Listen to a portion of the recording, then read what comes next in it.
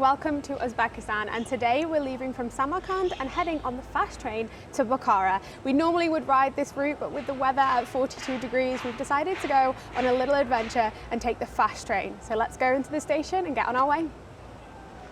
So this train station here in Samarkand is actually one of the oldest train stations in Central Asia. It dates back to 1888.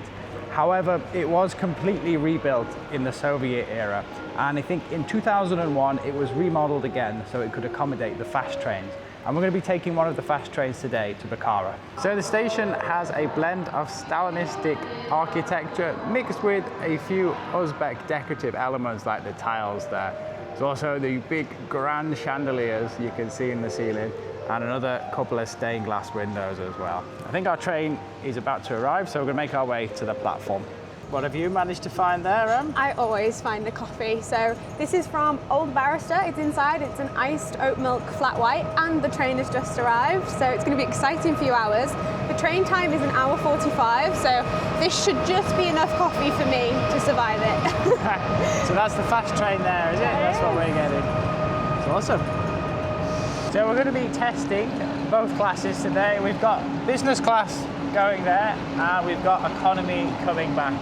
I just worked out that way with the times. Like, I think this was the earliest train that we could get. Yeah. And then I think one on the way back was the later train we can get. So yeah, I'm going to compare the two. Apparently there's almost no difference between them, and the prices are very similar. I think for the return journey for two of us, was it like 90 euros? Yeah, I think it was like 40 euros each, or like 42, 43. It was around that amount. And obviously, like, we got the business class on the way there.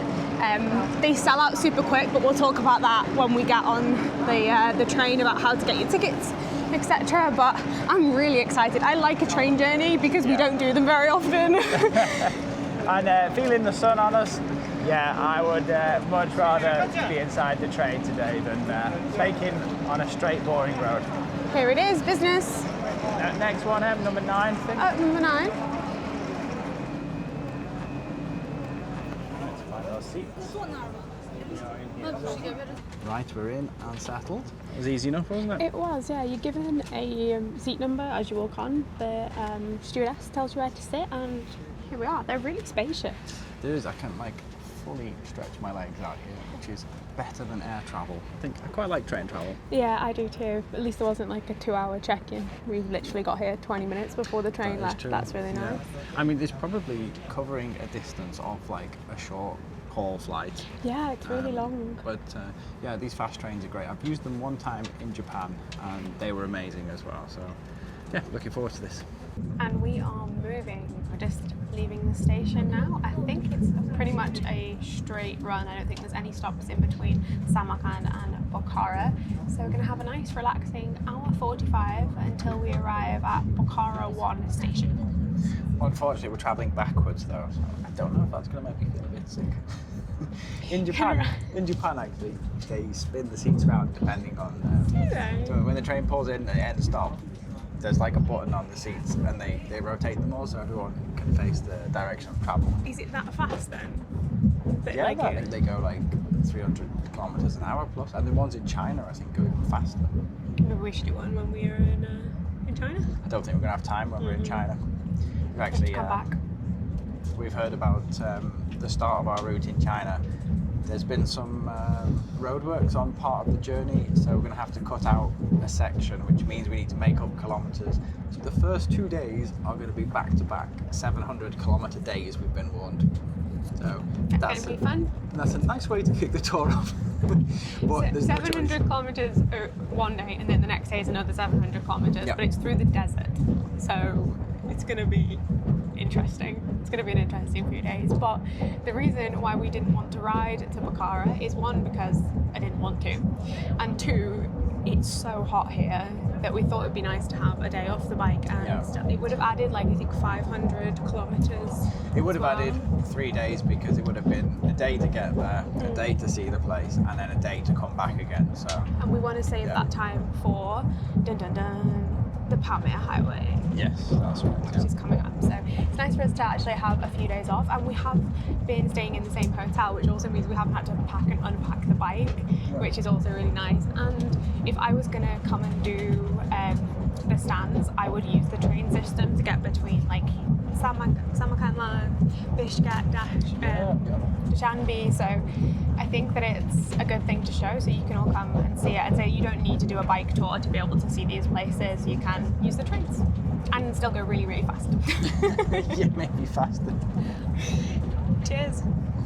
Cheers, everyone.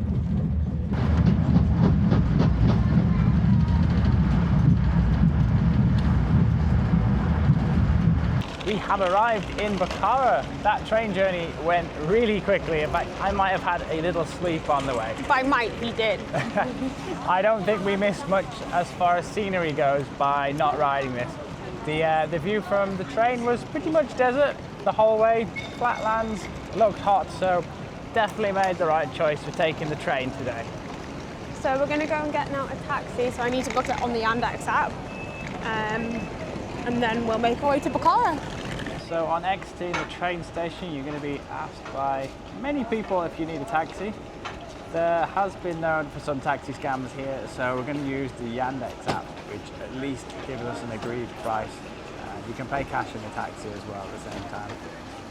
It's just turned midday and the train back to Samarkand is 6 o'clock, I think, 6 tonight. o'clock, yeah. So we've got about a decent 6 hours to see the city, well, maybe 5. Yeah, it takes about 20 to 30 minutes depending on traffic to get back to the train station. So we'll probably try and leave around 5 o'clock, which is just 5 hours to see a few of the sites. We're definitely not going to see it all, but it's nice to get a little taste of another city here in Uzbekistan, another place that's on the Silk Road route. So what, we're heading to the main event first? Yeah, it's called the Art of Bukhara. I think it's like literally an arc, it looks like. Oh, okay. So we'll go see that and then we'll take a wander through the town. There's a couple more madrasas and mosques to see. And we see what we see. I didn't want to put pressure on us in the 5 hours to see everything. But I definitely think already with my research, you probably need a full day here. Doing this trip in a day is probably a lot for most people. Yeah, it's probably a lot, but it's better than nothing. So exactly. That's our plan for today. First stop of today is the Ark of Bukhara just behind us there. Now, this structure has had a very hard life. It has been destroyed and rebuilt several times over the centuries, but it stands here very proud today. So let's go and have a look at it. We're going to venture out of the shade, into the sun, and hopefully into the shade again. 120 for 2, okay? Thank you. So as you enter the complex, the first point of interest is this mosque here.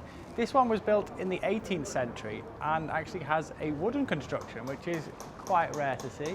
Hasn't been restored since the 1920s, so we're looking at quite an original building here. I think you can go inside it too. The wooden theme continues on the inside of the mosque as well. The actual wooden pillars in here are obviously, because they've not been in the sun, really well preserved, and you can see all of the intricate details and carvings. The ceiling is also wooden, and when you look up you can also see a few details that are similar to some of the places we've seen so far in Samarkand. This kind of, it almost looks like a stained glass window 3D effect. It's really pretty. Stepping through these doors into the archaeological park now, and it looks like they are still doing a lot of digs here. Wow, it's quite a big site.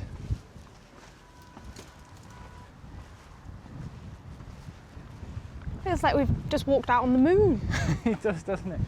So this whole complex was first built in the 5th century. So it really does go back quite far. So I'm guessing there's lots of undiscovered things still to be found here today.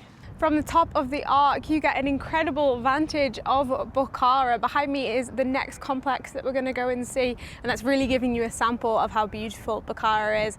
Behind me, there are a few more madrasas, a couple of mosques, and also we're going to head into an area that was renowned in the Silk Road for jewellery. So let's head over there next. But first, I think we've got a few more things to see in the arc. In the archaeological park here in the arc, there's a few remnants of buildings that are still just about standing. This mosque behind us there, still standing strong, even though this area was, well, almost desolated in 1920 by the Soviet Red Army. But it's nice that a few of the artifacts still stand today.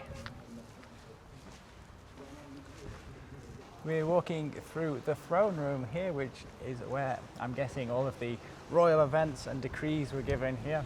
The throne chair is behind us there, right in the centre, and there's also some intricate tile work on the entrance there, so a grand entrance to the throne room. We're in the greeting room at the moment, where the king would greet all of the people that came to visit him. I think he said it could be like 300 to 400 people could be greeted at a time, which would make for quite a day. Hope he was still enthusiastic by the 400th person.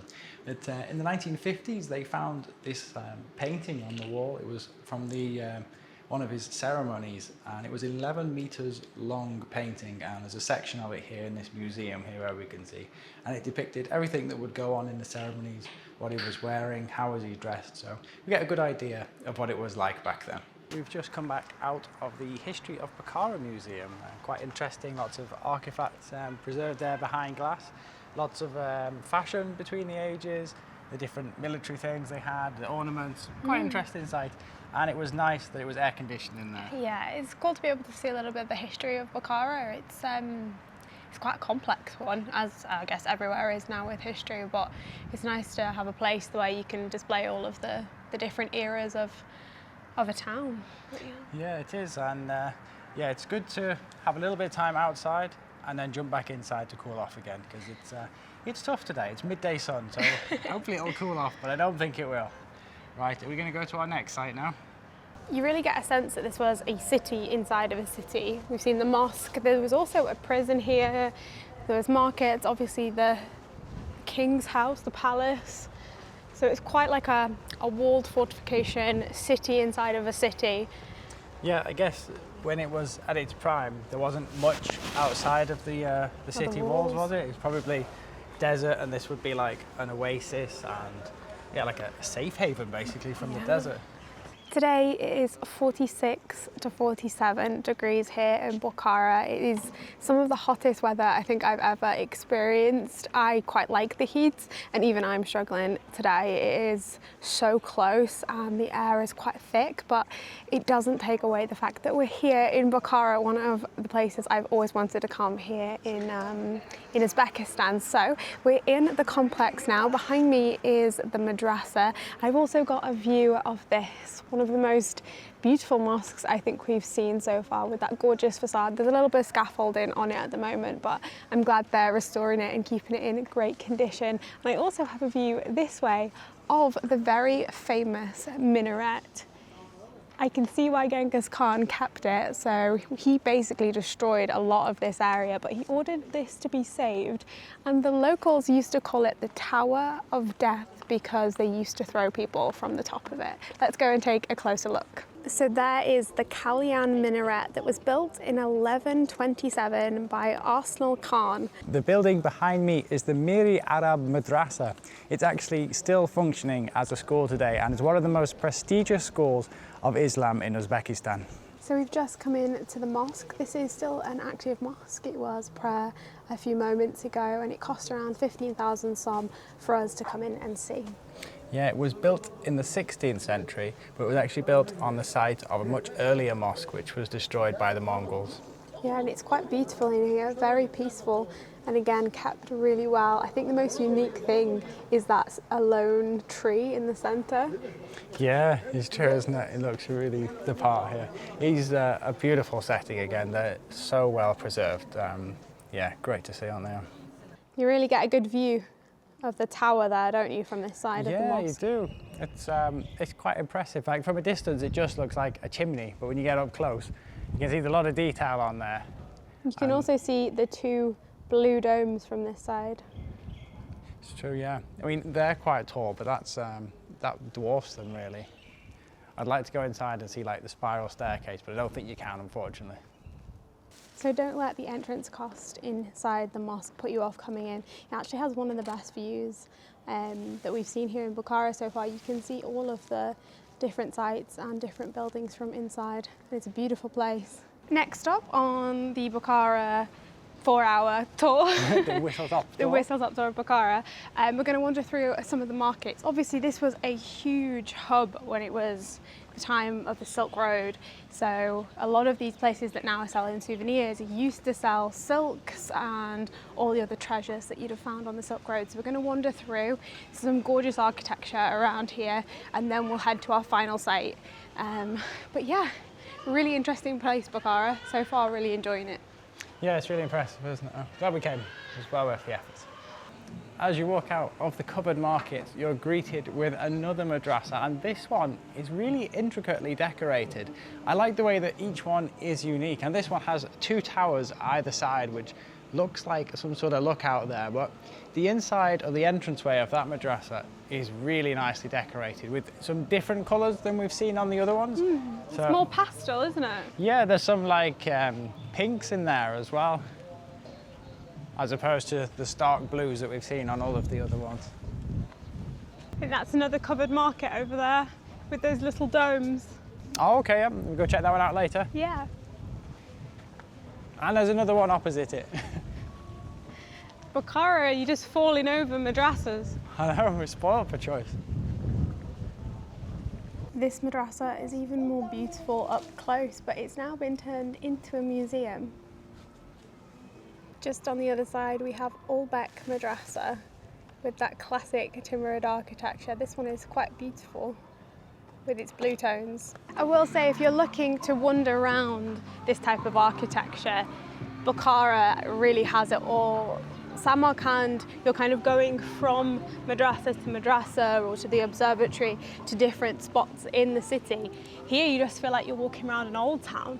Yeah, it's all condensed into a smaller area here. So yeah, if you don't like the big distances or you struggle with the walking, here's quite good. This is how I more imagined them to be. Oh, okay, not isolated sites. Yeah, you kind of like walk through a market and then there's another one, and yeah. I kind of like that. So far, Bukhara is slightly tipping it for me, maybe. We are now walking through the trading domes. There's quite a few of these dotted around Bukhara, and it delves into Bukhara's deep history, into the Silk Road. So back in I think the 14th century, this place would have been filled with carpets like we have here, silks, everything you could possibly imagine. And it's cool in here. As soon as you step in, yeah, you feel like it's dropped, I don't know, 15, 20 degrees. But this feels really authentic, actually. It really does. It's one of those places where, like, if the walls could talk. You'd wonder what they'd say, yeah. But so far, for me, this is the most authentic feel I've had in a shopping experience here in Uzbekistan. As we walk through now, you can see we've got some actual silks. I don't want to touch them because I'm quite sweaty on my hands. So these are like some real silks. And this quilting that we've talked about before, there's a wasp on my hand, it's okay. And now we've got the carpets as well. But look at these. These look really old. You see there's even fraying on them. Yeah, they do, don't they? They're not like the mass-produced in the plastic wrap one. These look very authentic. Yeah, they look. How old that is? Yeah, because the silk is slightly. Look at that. Wow. Under the arms too. Beautiful. I love these rugs. I don't know. I wonder how much they are actually. Can we fit that on the back of stores? I don't think so. No. Although we could do with a bike mat. This is really cool. I wonder if everybody had their spot that was set up for every. Yeah, or they moved around. Maybe we all had a little alcove each. Looks like it. And because there was quite a few of the domes dotted around Bukhara, I wonder if it was like this one is for carpets and this one is for metals and this one, or they were all mixed in with each other. What do you think those square ones are for? Are they just tie around your head or your shoulders? I'm not sure. Or some part of the house, maybe, I don't know. Maybe a doorway. Could frame a doorway quite well. Or yeah, like a window. Yeah. Could be completely wrong, but maybe. We like guessing though, don't we?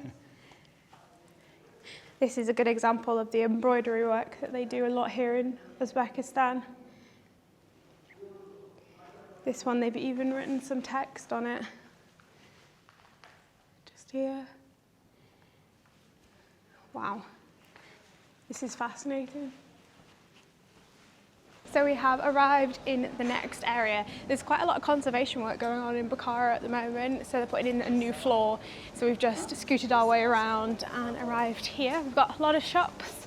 I have to say, from my perspective, the shopping for souvenirs, or if you're in the market for like some dresses or things to take back home with you, Bukhara has a lot better shopping. It feels a lot more authentic and Yeah, it does, doesn't it? real. When we were in some of the places in Samarkand, they had like made in Turkey. It's like, I would have gone to Turkey.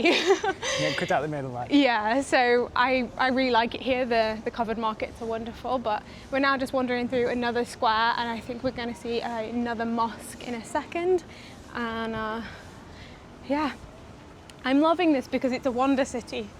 It is, yeah. It's not just one side. There's little bits to see in between, and yeah, you get like an experience or a feel for the area, don't you? Yeah, if it was 22 degrees instead of 47, would be the perfect place to visit. So I've just took a little offshoot while Sean is taking some photographs in the main square there. And there's a place here that does silk embroidery on cotton. And I mean, how beautiful are these? The girls in there are actually hand embroidering everything. Yeah, look at that jacket. What a gorgeous little piece of Uzbekistan to take home with you. This place I highly recommend. The girls in there were really sweet, and they were actually doing the silk embroidery right there. Whew, it's getting hot. Let's go see where Sean is. We're walking through Lyabi-Hauz, which is a square in the central of the community, and I think that basically translates to by the pond. Yeah, that's it. And we are by the pond. by the pond. It's quite impressive, actually, this one. There's not many body of waters in this city, Yeah. so this is quite a unique place to hang out. There's lots of restaurants. You can actually sit around the pond as well, so I like this area. I do too, yeah. I think I'd like to have dinner here, but we have a train to catch. You can have a bag of crisps on the train. Surrounding the pond is actually 3 gorgeous buildings. The one behind me though is quite interesting because either side of the entrance there are 2 mythical birds, which, as we learn in Samarkand, is not very common in Islamic architecture to feature faces or birds or animals, so that's quite a unique thing. But we're going to keep walking through as there's 3, this one in front of us and one on this side for us to look at, but they're all so beautiful. You're literally falling over incredible buildings here in Bukhara with every step that you take. So this is, what does that say, Sean? United Nations Educational, Science and Cultural Organization. The World Heritage Committee has inscribed the historic centre of Bukhara. There must be a museum here then. Must be. So again, this must be a UNESCO site like Samarkand was. I would imagine so, yeah. If it's not, should be. So there are the birds up close, and we also have a small face that's kind of in the sun, but this one has been perfectly restored. There doesn't seem to be a tile missing. And again, we've got those alcoves, those little cutouts on the side. Behind me is the 3rd madrasa of the square, called the Kokaldros. I think this one you can actually go in without any charge, as it looks like there's souvenir shops inside, so we could go and check that one out if we wanted to. So we thought we'd just take a quick look inside this madrasa. I think it's just a souvenir shop, but wow. Again, the domes are always so pretty. I think we can go through though. Oh, it's quite a big one actually, yeah. Similar to the last one we went to, just with more intricate roofs. Looks like it has a courtyard, which we've become used to.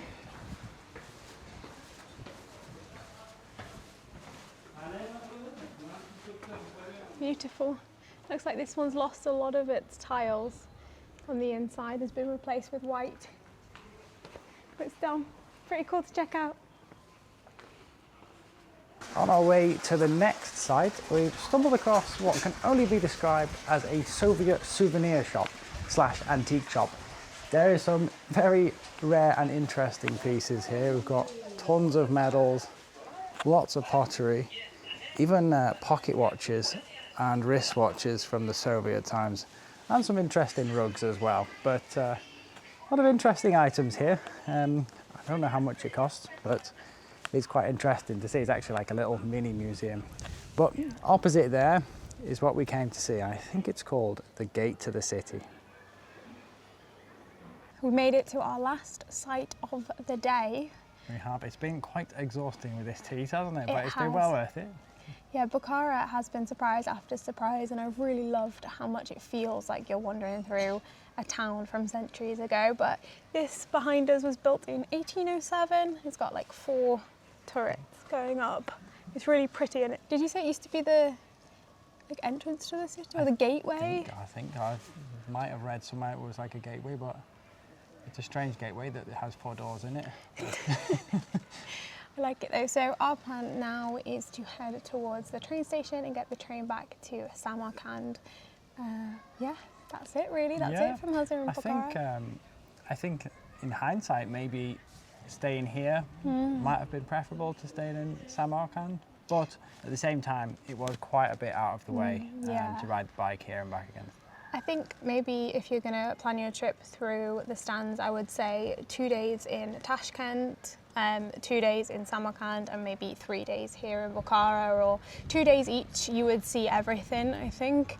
Yeah, I think that'll be a good way to split the time. And if you're travelling by foot, taking the high-speed train is by far the easiest and most enjoyable way, I think, to travel. Especially in this heat, you can actually enjoy looking at the surroundings and the scenery. But yeah, we're going to go ahead to get that train back. Let's do it. Thank you very much. Thank you, bye-bye. Bye-bye. Bye-bye, thank you. And just like that, we are back at Bukhara 1, the train station here.